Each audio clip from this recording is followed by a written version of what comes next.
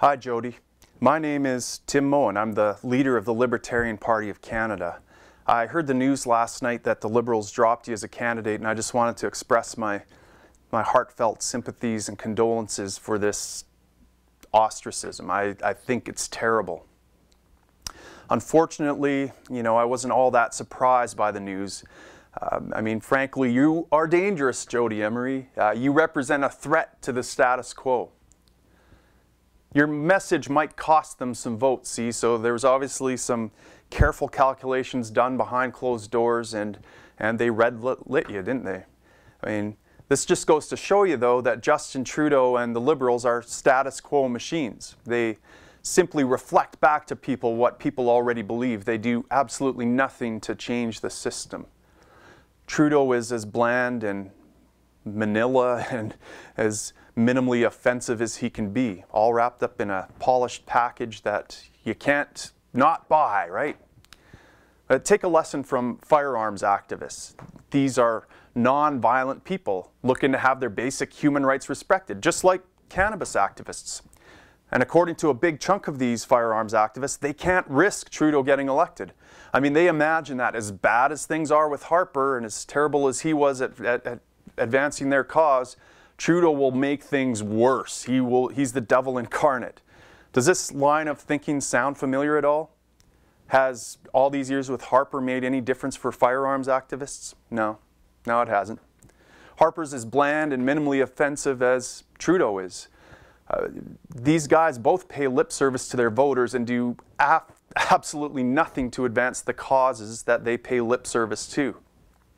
Now, I don't fault Harper or Trudeau. These guys are guys who have fallen for the lie that change comes from the top down, that you got to get to the top and get into power to affect change. But to get to the top, you have to reflect back to people what they already believe, don't you? You have to amplify their fears, become their savior. In the process, these guys become empty shells who simply reflect what they're told to reflect by the population that keeps them in power.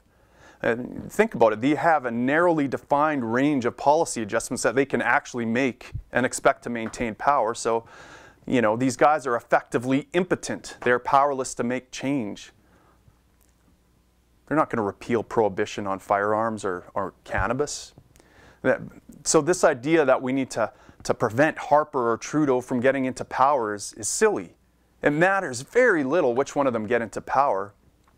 And I'll tell you this, as long as firearms activists will happily throw cannabis growers in jail in exchange for keeping their guns, and as long as cannabis activists will happily throw firearms owners in jail, as long as they can grow their cannabis, the status quo will be maintained and we can expect zero meaningful change to happen.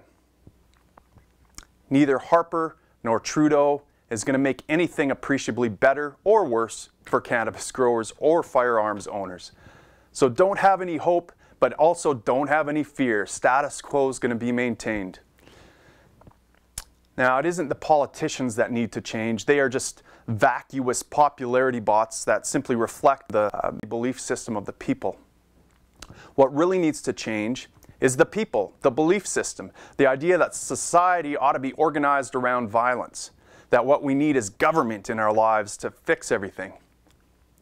Well, what we need are people like you, Jodie Emery, to stand on the same stage as status quo politicians and challenge the belief systems of the audience.